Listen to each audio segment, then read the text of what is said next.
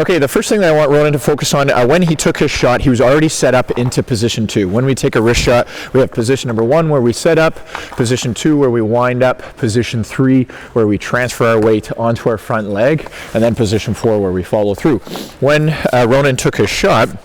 he was already in position 2, which is fine, and he was shooting off a synthetic ice board, which was sort of to the side here. If this was his top right-hand corner of that synthetic ice board,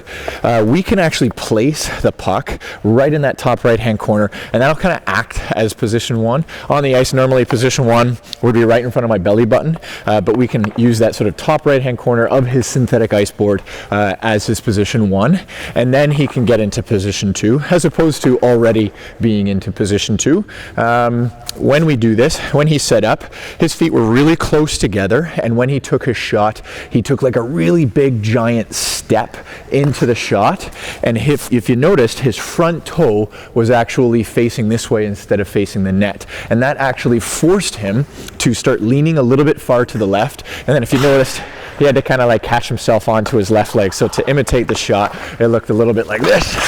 and he sort of had to catch himself later onto his left leg. And so the ways that we can do that to improve that is, 1, have that puck a little bit further in front, get into that habit of getting into position 1 in a wide stance instead of his feet so close together. We're going to get nice and wide, nice and stable. Then when you get into position 2, lean on that back leg, transfer your weight onto that leg, and then when we take the shot, instead of it being a giant step, even despite the fact that he was off of the ice, we can still kind of just sort of slip that leg forward. We don't have to pick it up too high, and our momentum when we do that can just be generated towards our target, so towards the net,